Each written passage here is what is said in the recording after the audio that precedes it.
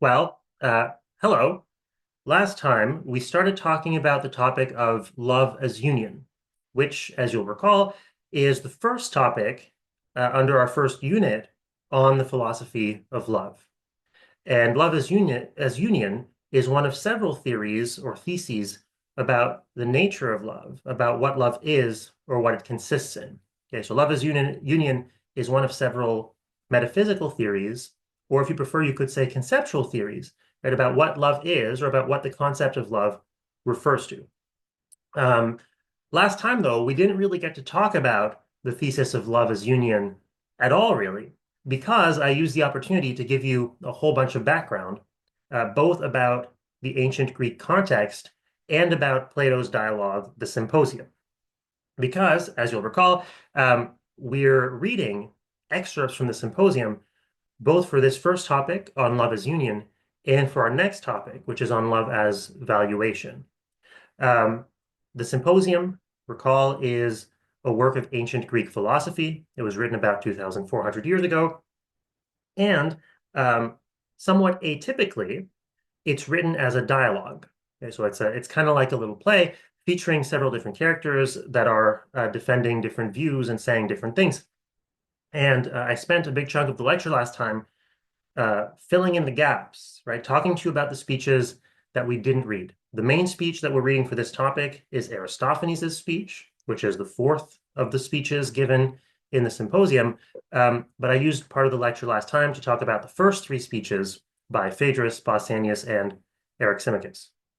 So remember, the setting is that the characters are at a symposium, at a drinking party, and they're taking turns giving speeches about the god Eros, who we know better maybe in his Roman form as Cupid.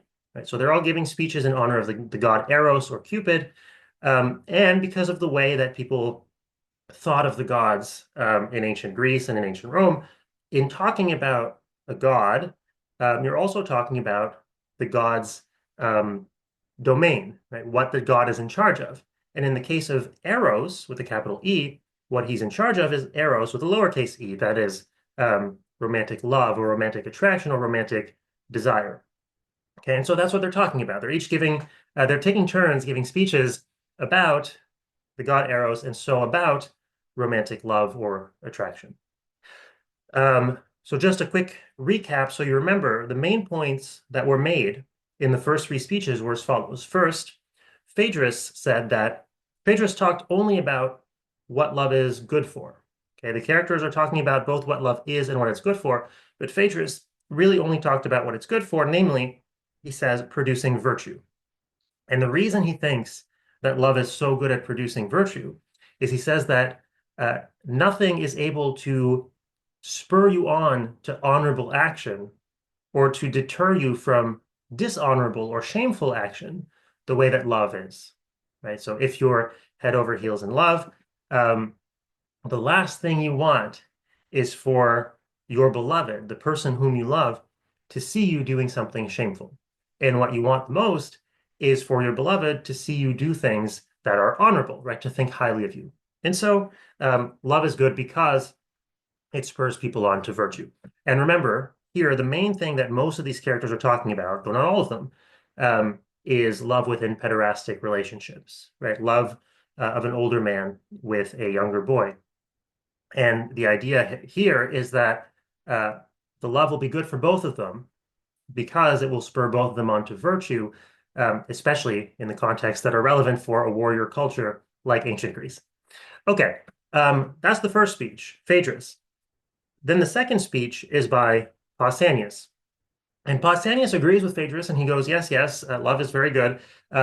Love can spur people on to virtue, can produce virtue, but we have to distinguish between different kinds of love. And he says, look, there's like a common love that's more directed toward the body, right? Its object or its basis is the body of the beloved.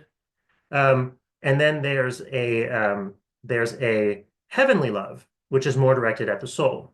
So either its object is someone's soul or its basis is the soul of the beloved. So he wants to draw a distinction. And he wants to say, look, heavenly love, heavenly eros that's directed at the soul, that is able to produce virtue. But common eros, common love that's directed at the body, well, that's less able to produce virtue. So we have to distinguish between the value of different kinds of love. And then finally, the last speech is by Eryximachus, who doesn't really have much to say, but the one point he makes that's going to be relevant going forward is that love isn't only a human phenomenon. Love, if you or isn't just directed at human beings either. If you understand love broadly as desire, and remember that the term eros in ancient Greek, it's one of its meanings, and maybe even its primary meaning was simply to mean desire. Okay, and if you understand love as desire, or even more broadly as any force of attraction, well, that can apply to more than just human beings. Okay, that's his point there. Um, there's not very much argument, okay, in any of these three speeches. None of them is really presenting a lot of reasons um, for why we should think that their view is true. Some do, there's some examples, but broadly speaking, there's not much of an argument in any of them. It's mostly rhetoric. It's a lot of pretty language, poetry, striking claims without very much to back them up. And so Socrates is going to point this out, and he's going to try in the last speech that we'll see next time um, to try to examine all this rationally and see, okay, what is correct in all this and what is incorrect in all this and why. And as I've said, the speeches are going to kind of build up on each other such that Socrates is going to try to kind of capture all the insights from all the speeches into a more coherent pattern. So do keep all of these in mind for the next few lectures. Okay, so that's the recap from last time that I really want you to have in mind as we talk about Aristophanes today and Socrates next time. So today we're going to move on finally to Aristophanes' speech, which is where we get this idea that love is a kind of union. So here's what I want to do for today. We're going to spend about half the lecture on Aristophanes' speech. We're going to talk about the way that he characterizes original human nature, because you're going to see that he's going to say that human nature used to be different than it is now. And we're going to see how he characterizes the human predicament. Okay, how does he characterize our condition, our situation as it is now? And we'll see that this involves particular answers to the question, what is love, right? The metaphysical question, and what is love good for? And so the ethical question, the question about value. So then in the second half of the class today, we'll move on to an analysis of Aristophanes' speech, and we'll talk about these two aspects. Okay, what is the metaphysical conception of love that you find in Aristophanes' speech? Like, what is it? What is love? What kind of object is it directed to? On what kind of basis is it directed to that object? And then we'll see what Aristophanes thinks love is good for. Right? What is it that makes love good? Why is it good?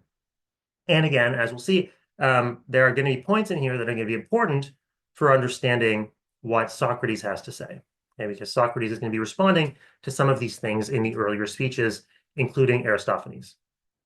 Okay, so then moving on to Aristophanes' speech, which again is one of the most famous illustrations of love as union in the Western philosophical tradition, even though it's not really itself a piece of philosophy. Aristophanes, remember, is a poet, and remember also that Plato has some axes to grind here, okay? He's not a big fan, and he's going to make Aristophanes say some, in some ways, beautiful, poetic things, but in other ways, very silly things. Okay, so we saw last time that according to Aristophanes, the other speeches, good though they may be, have failed to capture the true power of love. And he insists that Eros, right, the god Eros, the god of love, is the most benevolent of the gods. He's the one that does the most good for human beings, that does the most for us. And he says that Eros, the god of love, heals us and helps us like no other god, right? Whatever good things the other gods are doing, Poseidon making sure that sailors can make it to other parts of the world, and Zeus controlling the weather and so on, whatever good they do, Eros does more. And to explain why he thinks that this is the case, he's going to tell a myth. And this is important. He knows he's telling him, well, first off, I mean, this is just a fictionalized version of Aristophanes. Like the real Aristophanes, as far as we know, did not give this kind of account of the origins of love. But even the fictionalized Aristophanes does not believe this is true. right? This Aristophanes, who is a character in Plato's play, knows that he is telling a myth, right? He is giving a poetic account, a fictional poetic account of the origin of Eros. And by giving us this poetic account, he hopes to show what that power of love is, right? Why love is so powerful, or in what sense it's so powerful, and in what way Eros helps us and does good for us. Okay, so that's what he's going to try to illustrate. And as I pointed out last time, the result is a kind of, I've seen commentators refer to it as a tragic comedy. Okay, a tragic comedy. So it's a comedy that is tragic. So there's a lot in here that is quite funny, quite amusing. But then there's also, as I pointed out last time, some kind of profound um, truths or at least profound ideas about the human condition. So here is what Aristophanes says. This is a quotation from page 22 of your reading. Here's what he says about original human nature, what human nature was like originally. He says, once upon a time, our anatomy was quite different from what it is now. In the first place, there were not merely two sexes, as there are now, male and female, but three. And the third was a combination of the other two. Okay, so originally, he says, there were three sexes. There were males, there were females, and there was a third sex, which is androgynous. Okay, so having traits of both. That's what androgyny means, having traits that are both male and female. Here is a bit more detail about what he thought original human nature was like. And here's where you see some of the very amusing imagery in Aristophanes' speech. He says human beings used to be twice what they are now. Okay, so now human beings are bipeds. They have two legs, 2 feet. Human beings have 2 arms and 2 hands. Human beings have a single head. But back in the day, he says, human beings were twice of all that. Okay, so first, instead of the bodies we have now, we had much more rounded bodies because you had two people joined up together, the way you see it on the slide here. Right, so they had more rounded bodies, and though they had a single neck, well, they had two heads on it. Okay, again, as you see on this illustration. But not just that. Instead of having 2 arms, 2 legs, two hands, 2 feet, we had four of each of those. Okay, so 4 arms, 4 legs, 4 hands, 4 feet.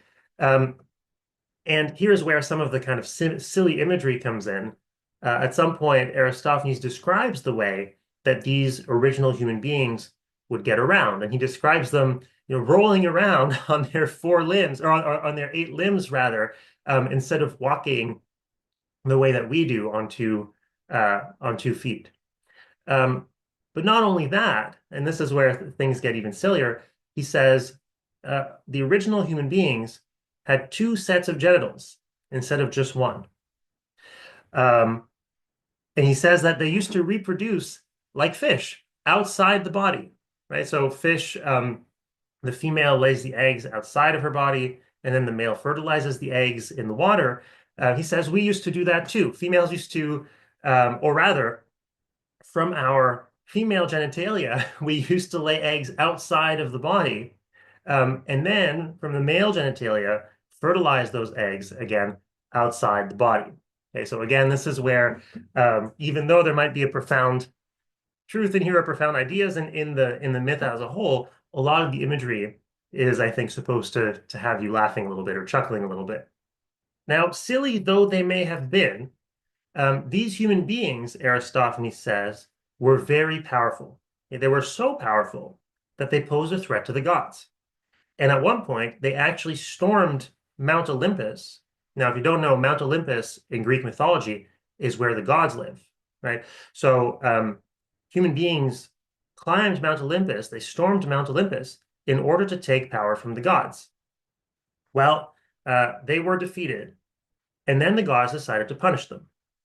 How? Well, Aristophanes tells us the gods didn't just want to slaughter all human beings. And the reason is, and this is going to be interesting for when we get to Christianity, the reason is that the gods need human beings, according to Aristophanes, The gods need human beings to give them worship. Okay, so the gods are dependent on human beings in some way, so they couldn't just kill them off. So instead, they simply decide to punish them by weakening them. And to do that, they cut them in half. Okay, they separate them in order to give them the form that human beings have now.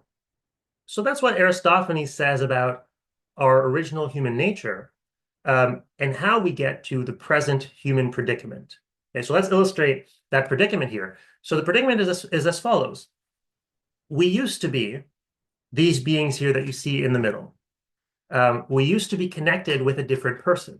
And each one of us used to be connected with another human being.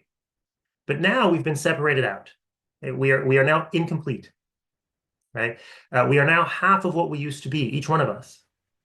Notice, by the way, that this explains why he starts by saying that there used to be three sexes. Because, again, originally human beings were twice what they are now. And for that reason, they had two sets of genitalia. Right? So you could have two sets of male genitalia, in which case you're a male, right? You've got male, male. Or you could have two sets of female genitalia, in which case you're a female, right? Female genitalia, female genitalia. Or you can have a combination of them. So that, for example, like in this one, the one that's illustrated on the slide, the one on the right is a male, the one on the female on the left is a female. So here you've got one set of male genitalia, one set of female genitalia, and the total is androgynous, right? The total has the traits of both. So this is why Aristophanes says there are two sexes now, because each one of these beings was separated in half, so that you've only got the genitals of one side. Okay. You'll see, as silly as the myth is, and of course, again, it's worth emphasizing, he obviously does not think that this is literally true, that this really happened. But you'll see that Aristophanes uses this to explain first the origin of sexual orientation, right? Why some people are more attracted to males than to females. Why some men are more attracted to males, why others are more attracted to females, why some females are more attracted to males, why others are more attracted to other females. He's going to use this to explain that. He's also going to use this to explain what love consists in, right? Because as you can probably guess already, and as you already know, of course, if you've done the reading, which you have, love is going to be the desire to be united once again with your original other half, right? That's how he's gonna present love. Okay, so this is the human predicament now. The human predicament now is that each one of us has been separated from our other half. Okay? Each one of us is incomplete.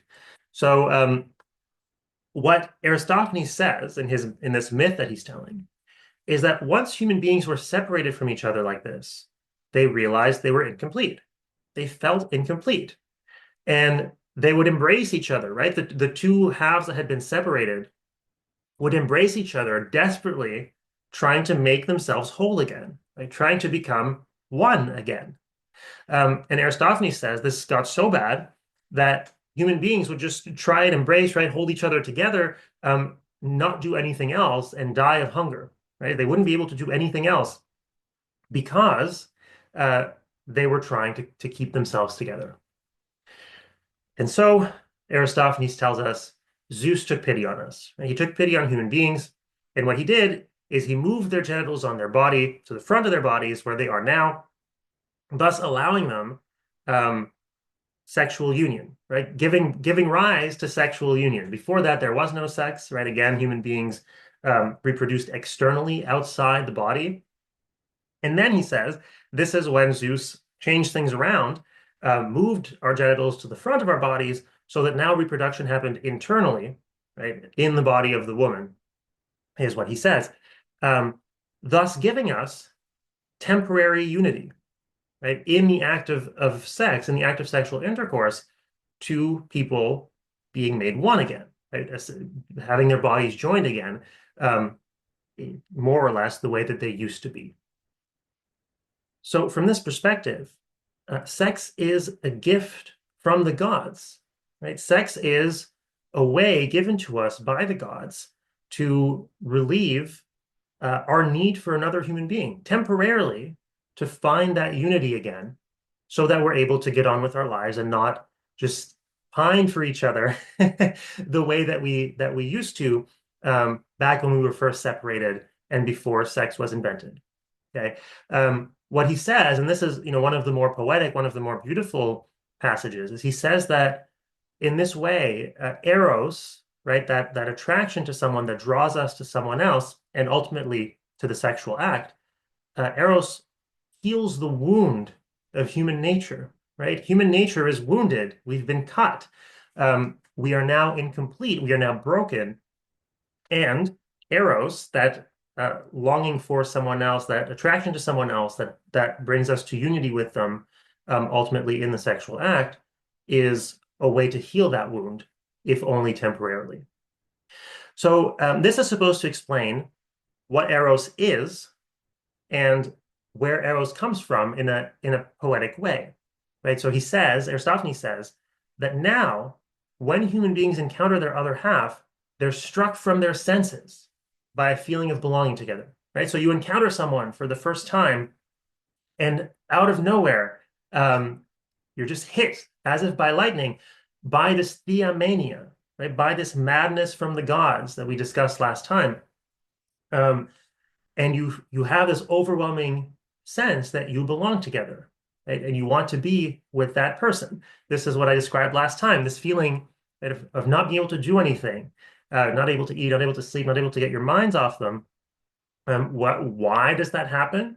Well, Aristophanes tells us, again, he doesn't really think that this is true, but it's supposed to be a kind of a poetic illustration, tells us, well, that's your other half, right? And when you encounter your other half, now you're struck by this madness, this desire to get back together with them. And that's what eros is, and that's where it comes from our incompleteness, right? So eros, the reason there is such a thing as eros is human incompleteness, and what it is a longing to overcome that incompleteness, to be brought back together with your other half. So again, right, very silly in some ways, very beautiful, very poetic in some others. Now, what is it that you want when you're in this state of eros? Well, yes, to be united with your other half, Aristophanes says, but more than that, what you want is to be united forever with your other half, right? So if you think in terms of the subject and the object of love, in the experience of love, what is it that the subject wants, according to Aristophanes? Well, it's to be united forever with the object. Okay? That's what we want, right? When you fall in love with someone, as I've already pointed out, usually, now whether or not it really does last, usually you think to yourself that this will last forever. You want it to last forever. You make all kinds of promises till death do us part, and so on. What you want in the experience of love, Aristophanes thinks, is to be joined together with your other half forever, joined together with the object forever. Aristophanes illustrates this with an example. He says, imagine a pair of lovers, right? Two people who are in love with each other, who are the objects of each other's love. Imagine that pair of lovers, and imagine that the god Hephaestus came upon them. Now, the god Hephaestus is the god of blacksmiths, okay? And he's depicted himself as being a blacksmith, right, with blacksmith tools. And imagine that Hephaestus were to ask them what it was that they really wanted. What was the deepest desire of their hearts? Imagine that he were to ask them, is what you want for me to join you together, right, to weld you together so that you become one forever? And what Aristophanes says is that yes, right, any pair of lovers would answer yes to that question because that's what they want, right? So the desire that you have in the experience of love, according to Aristophanes, is to be united into one with the object of your love forever. So here's the quotation, right? He says that any lover would think that to join with and melt into his beloved was exactly what he had so long desired. And that's exactly what you want. And again, the reason for this is that according to Aristophanes, that's how our nature originally was. And so by being joined together with another, what is happening is that we're regaining our original unity, right? We are becoming whole again. And this is the explanation of what makes love good, right? It is good for us to be joined with another person, because each of us is only half of a complete whole. Each of us is missing something in order to be whole. So that's Aristophanes' speech. What I want to do now is move on to the analysis of Aristophanes' speech. And I want to do two things.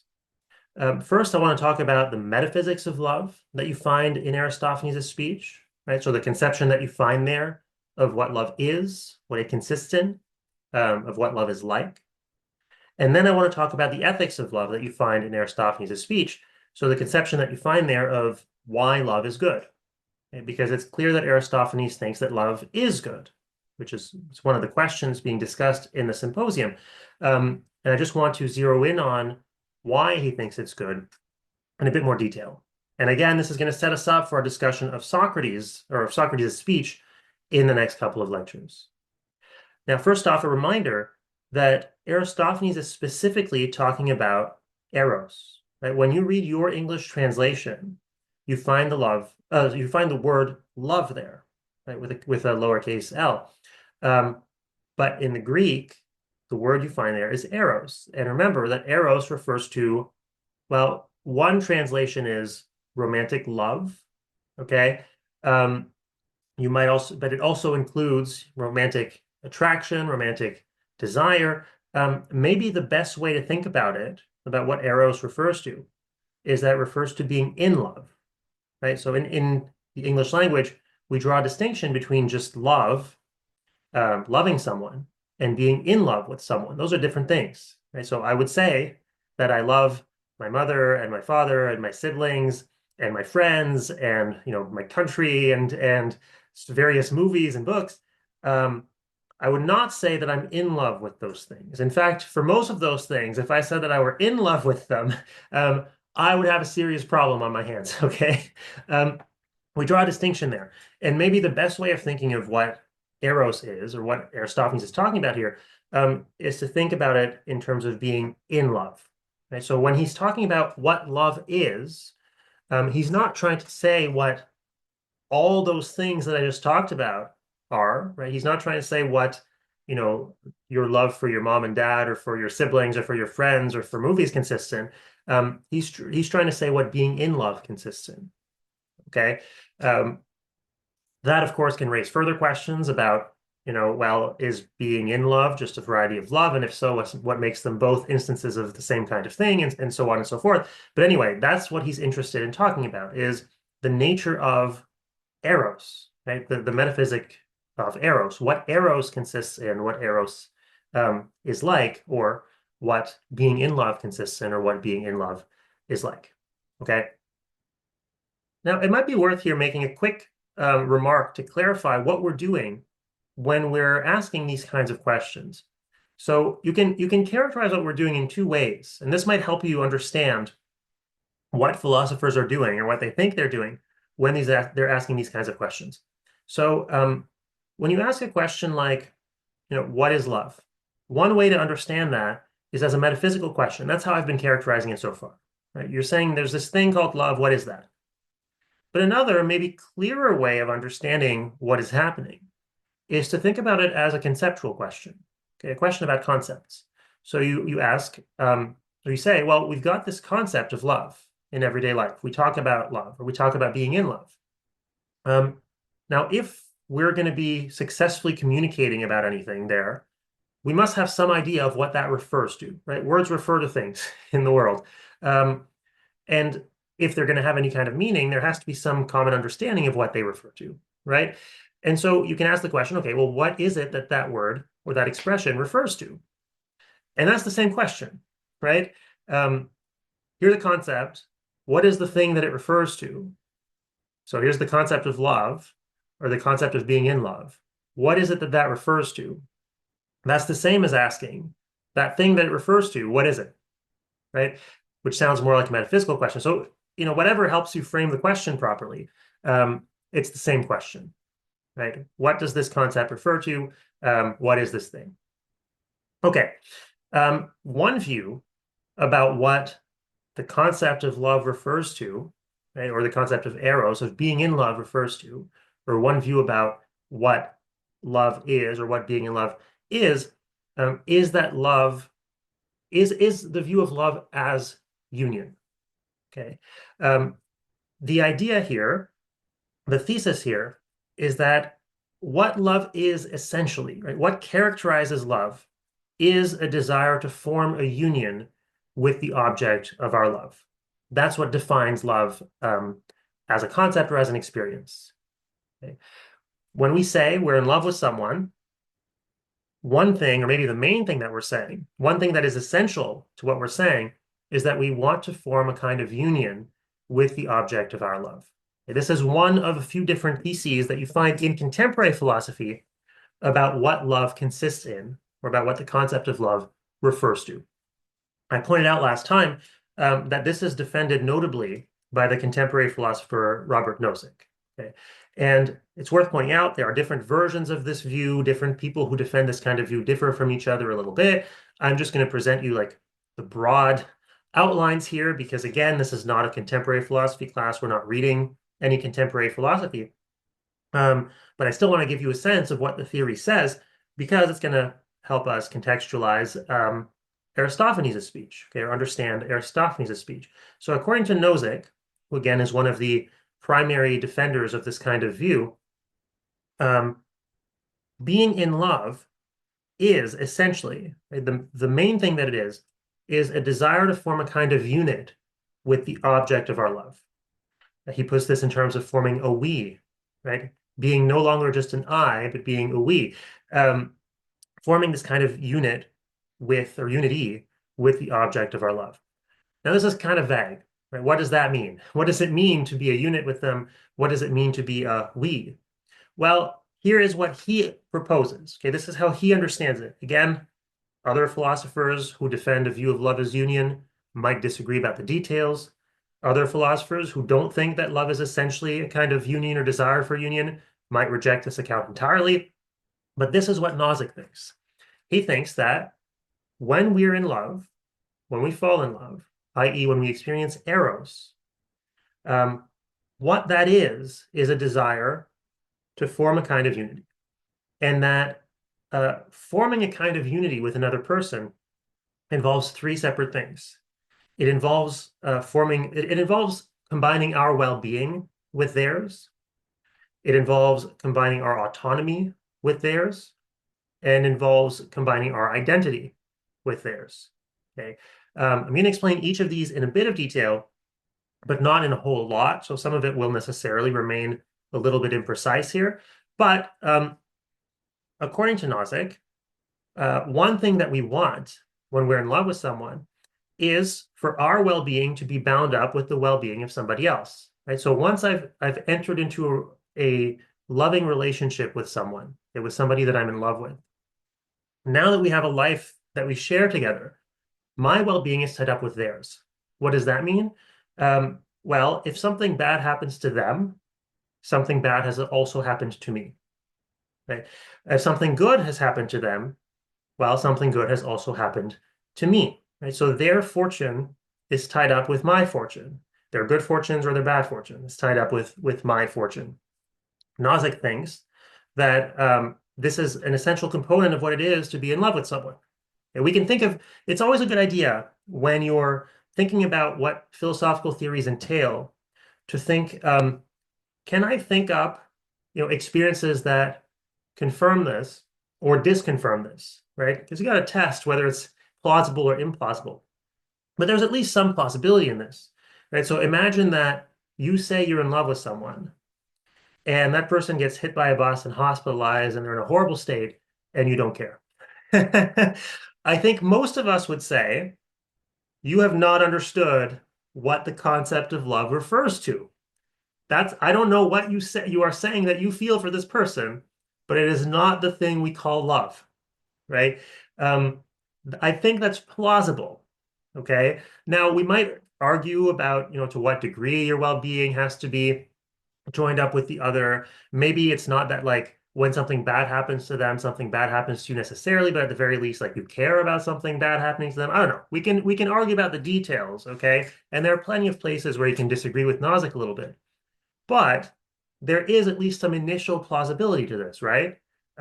If you claim that you're in love with someone and something horrible happens to them, and you're like, oh, everything's fine with me, and you go, spend a fun day at the beach or something, and you don't give it a second's thought, don't even check up on them, I think a lot of us would say you have misunderstood this concept. You are using it wrong. Whatever it is you feel for this person, it is not what we say, what we call being in love.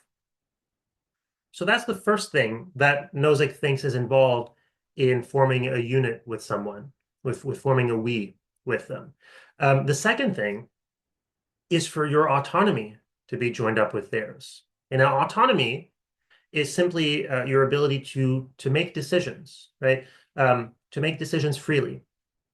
And what Nozick says is that when you form a unit with someone, right, when you're in a romantic relationship with someone, one of the things that happens is that your autonomy becomes joined up with theirs.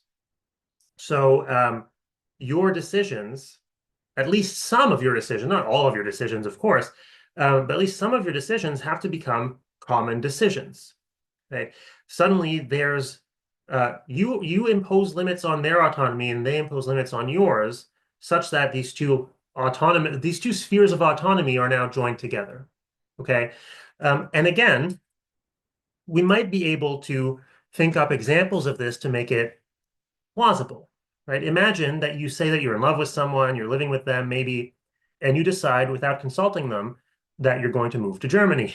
And they protest, and you go, well, each of us is an autonomous adult. We can do whatever we want. I'm leaving. Goodbye.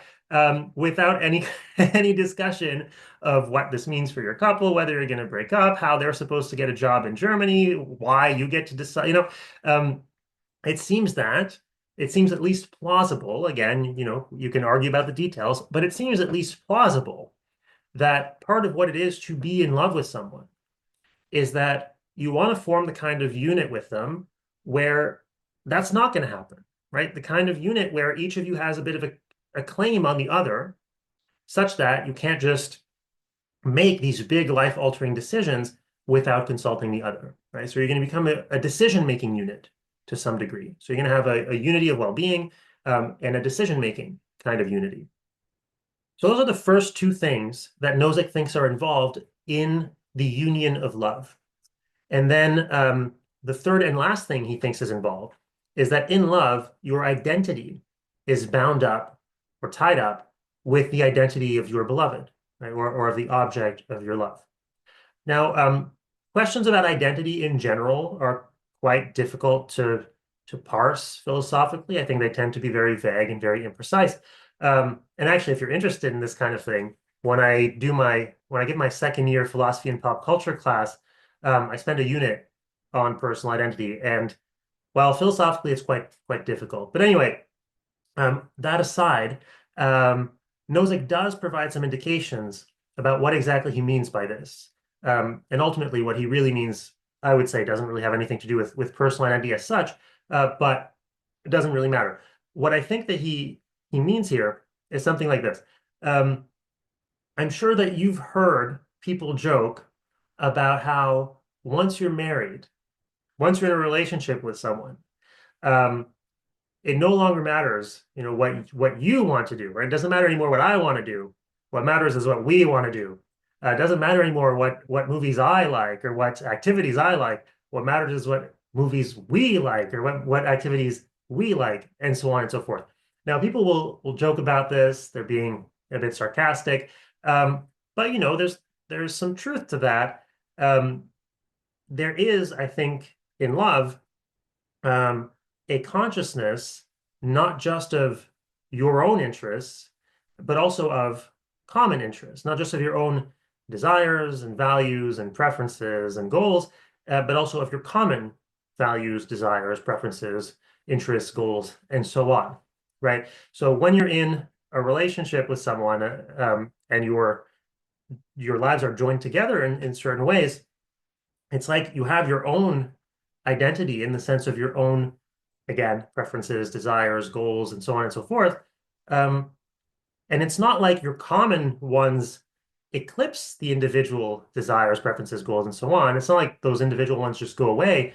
but you also have a consciousness of your common goals, desires, preferences, interests, values, and so on and so forth, right?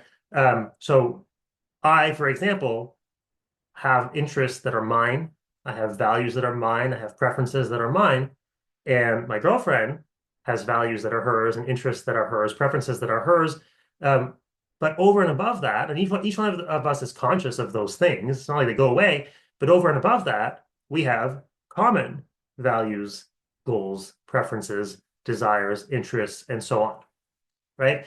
Um, and I think that this is what Nozick means. This is what in the text he seems to mean when he's talking about having a joint identity.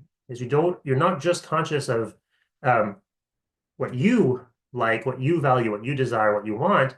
You are conscious of that. But not just that, you've also got this kind of module attached, right? That is what we want or prefer or desire or value, and so on. Okay, so in Nozick, this is you find this idea that what being in love is this desire to form this kind of unit with the object of your love. And once you form that kind of unit, what has happened is that your well-being is joined up with theirs, your autonomy is joined up with theirs, and your identity is joined up with theirs. Okay, that's what you want. That's what you want when you have this experience of eros or of romantic love or of being in love. And lo and behold, you find exactly these elements in Aristophanes' view. So here is a diagram to illustrate. Um, Here is, as in our unit introduction, the arrow of love, right? So the person on the left here, the woman on the left, is the lover, and the man on the right is the beloved. So she loves him. But of course, if they really are each other's other halves, the arrow should go both ways, right? They love each other. But let's take the woman's perspective here. She is, of course, the subject of love, right? This left half, when I say this left half, this woman on the left loves this right half, this man on the right, I'm saying this woman is the subject of love, and this man on the right is the object of her love. And in Aristophanes' view, the love itself is like what its nature is a passionate longing. And remember, Aristophanes says he starts by saying nobody has really explained the power of love. I think one thing that he's saying is nobody's really explained how powerful a longing love is, right? Um, Again, if you've been madly in love with someone and suppose you've been unable to be with them, you can't get your mind off them, that kind of thing. It's a passionate longing. Okay, so that's the first thing we get out of Aristophanes' account about the nature of love or of eros, right, of being in love, is that it's a longing for a particular object. Um, what is that object? Well, your other half. Okay, so love is by nature a passionate longing, and it's got an object built into it. It is a person who you perceive or whom you perceive to be your other half. That's what love is. That's what eros is, according to Aristophanes. Now, the first thing I'll note here is that on this account, love, the object of love is unique, right? We raised this question in our introduction to the unit about the uniqueness of the object of love. On Aristophanes' account, the object of love is unique. You love this one person who was or who is, in a sense, your other half, and you love them because they're your other half, right? So this answers the question, what is the basis of love for Aristophanes? It seems to be that they're your other half, right? Why is it that you love them? They're just my other half. Or maybe it's better to say, they just seem to me to be my other half, right? I perceive them to be my other half. So that's the first point here, is that the object of love, as Aristophanes understands it, is absolutely unique, right? It's not like you love this person because of certain qualities that some other person out there could also have. No, their qualities don't come into play at all, right? It doesn't matter whether your other half it doesn't matter your other half's looks or their eye color or their whatever. Um, you just perceive them to be your other half. Okay, so there's something Plato would say that there's something irrational in Aristophanes' account, right? Love seems to be irrational insofar as it's not based on any reasons. Like there's no traits of the object of your love that give you good reasons to love them, right? You just perceive them to be your other half. Okay, you'll see that this will come back in Socrates' speech. So it looks like in Aristophanes' account, you love uh, an object that is your other half or someone you perceive to be your other half because they're your other half, right? On the basis of the impression that they are your other half. And that love is itself a kind of passionate longing. Okay, so that's the first point I want to make about the object of love is that on Aristophanes' account, it's absolutely unique, right? Nobody else can be like this. Now, the second thing that I want to point out regarding Aristophanes' account is that it's supposed to provide an explanation, though a poetic explanation, of course, um, of the origin of sexual orientation. Okay, so why is it that some men are attracted to other men?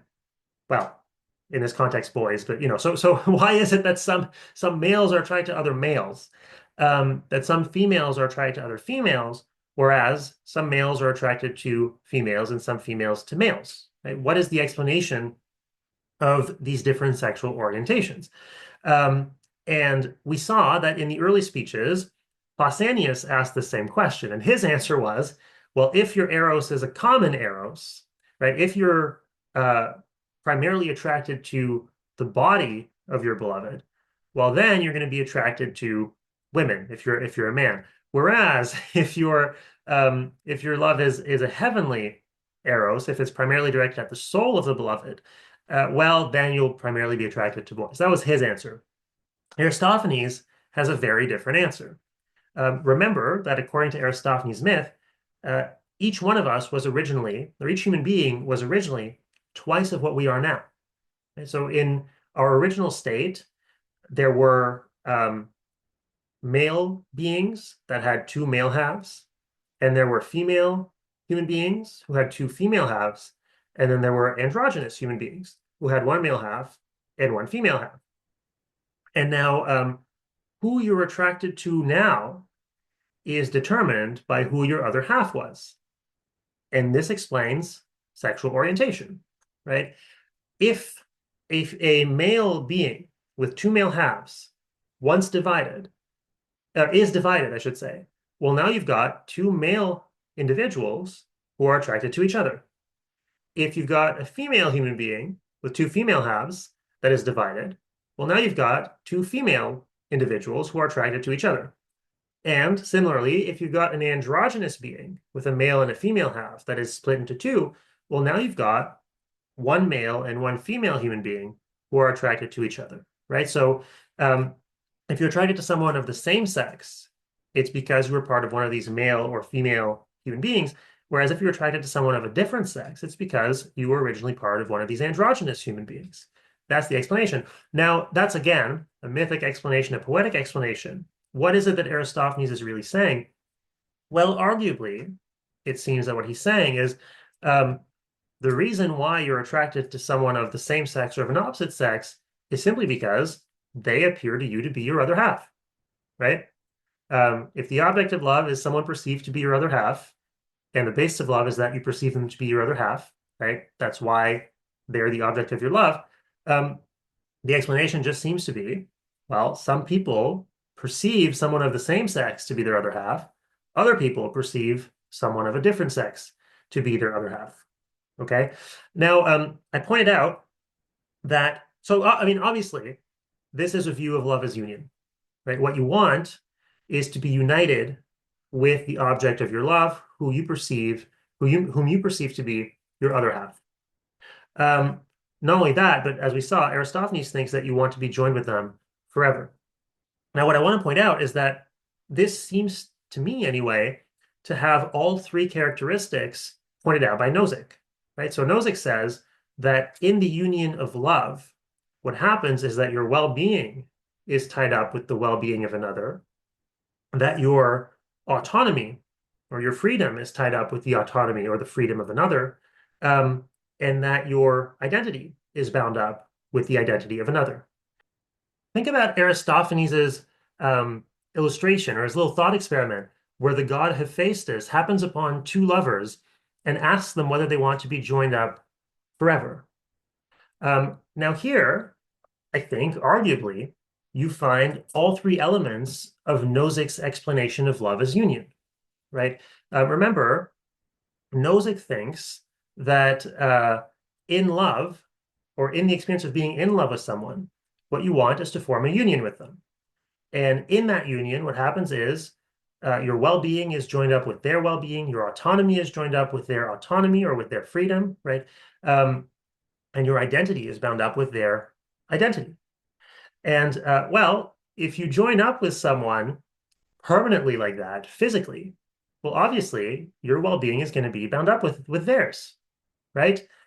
If you and your beloved literally share a single body, well, if they get hurt, you get hurt, right? If something happens to them, something happens to you.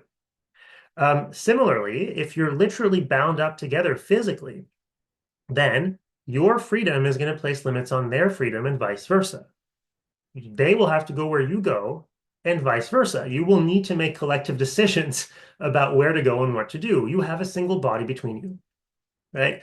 And then finally, your identity is going to be bound up with theirs as well. Again, you literally have a single body. You're literally one and the same being with them. So even though Aristophanes doesn't go into these, criteria of unity explicitly or in detail, I really think you can find all three elements of Nozick's view of love as union in his myth. Right? So love for Aristophanes, or eros for Aristophanes, is this passionate desire to form a unit, right? To be united with the object of your love, who you perceive as being your other half. And to form the kind of unit where your well-being is bound up with their well-being, where your autonomy is bound up with their autonomy, and where your identity is bound up with their autonomy, and to form that unity permanently, right? Now you'll see when we get to Socrates, Socrates will agree that eros is a kind of passionate longing, and he will agree that it's a longing for a union that lasts forever. But you'll see that what he disagrees with is this view that you find in Aristophanes, that there isn't much of a basis, right? Like Socrates is going to reject the view that the reason you want to be united with the object of your love is just that you perceive them to be your other half, right? Socrates is going to say, well, wait a minute. No, it must be that you perceive them to be good in some way, right? Not just that they're your other half, but that it would be good. They are good. They have various qualities that make them good. And for that reason, it would be good to be united with them. Okay. But anyway, we'll get there when we get there. That is, I think, the metaphysics of love that you find in Aristophanes' view. Okay. Love is a passionate desire for union with what? An object an object that is perceived to be your other half. Why? Like on what basis? Because they're perceived to be your other half. So now let's move on to the ethics of love that we find in Aristophanes. So the view we find in Aristophanes of why love is good. Remember, Aristophanes starts by saying that the god Eros, right? Eros, the god of love, is the most benevolent of all the gods. Right? He is the one who does the most good for human beings. Why is it that Aristophanes thinks that love is so good, right? That it is the best thing, right? Of all the things that the gods confer upon us, that is the greatest thing. Why? Well, everything hangs on his view of human nature, right? Aristophanes is illustrating poetically the fact that we human beings are needy. We're not self-sufficient, right? We're incomplete in some way. One thing that we need is other people. He illustrates this with his idea that each of us is only half of a whole, right? And so until we found our other half, we are incomplete. And what is so great about Eros, right, about the phenomenon of falling in love, is to draw us back to our other half, right? You see this person whom you perceive to be your other half, and you are struck with Cupid's or Eros's arrow, with this theomania, which alerts you to the fact that this is your other half, drawing you to them, right? And allowing you then to find unity again, to be whole again, um, by entering into a relationship with them. Right? And so, in this way, what Eros does, what the experience of romantic love does, is to provide the cure to our incompleteness, right? And this is what he meant when what he means when he says that by giving us Eros, by giving us romantic attraction, romantic love, and ultimately sexual attraction, sexual love, the gods have given us the gift of curing our incompleteness. Okay? And so this is why it's good, according to Aristophanes. And here's something that's going to be interesting for Socrates, is that on this account, it looks like all love is equally good, I guess, right? I mean, Aristophanes doesn't come out and say it, but it just sounds like whenever you fall in love, it must be because the person you fall in love with is your other half. And what makes love good is that you fall in love with your other half, right? Is that you're reunited with your other half. And so any love must be good, right? That seems to be how Aristophanes is thinking about it. Again, he's not making an argument, so it's hard to know what he's saying in any degree with any degree of precision. But it really sounds like Aristophanes is not making any distinctions here between which kinds of love are better and which ones are worse, or which kinds of love are good and which ones are bad. Okay, and so this is something, again, there's a lot in here that Socrates is going to agree with. Okay, so Socrates is also going to give a story about how we are incomplete and how, or at least how we're needy in some way, and how love provides a cure to our incompleteness or to our neediness, or maybe I should say to our finitude, right? To the fact that we are finite. We are mortal beings. We don't live forever. And the way that Socrates is going to present it, you'll see, is that love is the way that we mortal beings have of overcoming our mortality, right? So there's something similar. There's going to be something similar in Socrates' account that's going to resonate with Aristophanes' account here. Both of them are going to present love as a way to overcome some of our limitations, some of the limitations of the human condition. But one place where Socrates is really going to disagree, or at least where he's going to want to add something important to Aristophanes' account, is that Aristophanes has no account of whether any kinds of love are better than others, right? Are there some kinds of objects that we should take, or are there some kind of people who are more worthy of being the object of our eros or something like this, or not? And Socrates is going to say, yes, absolutely. Okay, so it seems to be that Aristophanes, because of the way he thinks about the goodness of love, right? Because he thinks when you fall in love, it's because you've met your other half, and being reunited with your other half is good. He seems to think that love is always good, and there Socrates is going to disagree. Okay, so that's everything I want to say about Aristophanes' myth. I hope you found it interesting and enlightening in some ways, funny in some other ways, but also maybe, hopefully, a bit unsatisfying in some ways. And so, because there's many ways in which, he's not really arguing his position at all. Hopefully, this will give you the motivation to see what Socrates has to say about it and the ways in which he thinks that we need to improve Aristophanes' account. Okay, so as always, here's a quick recap with the main points I want you to have taken away from today. First, Aristophanes' myth presents a version of the theory of love as union. Okay, as we've seen, Aristophanes' myth suggests that the nature of love is a passionate longing to be united with someone, right, to form a union with someone. Now, on Aristophanes' view, the object of love, or of eros, is our other half, and its basis seems to be, very simply, that we perceive it to be our other half, right? There seems to be no further basis, which is one thing that Socrates is going to disagree with. Moreover, what makes love good, it seems, is simply that it cures our neediness or incompleteness by reuniting us with our other half. And so again, the goodness of love doesn't seem to be for Aristophanes dependent on the goodness of the object, which is again something that Socrates, you'll see, disagrees with. Okay, that's it for now. Make sure to read the second excerpt from the symposium for next time, and I will talk to you soon. Bye.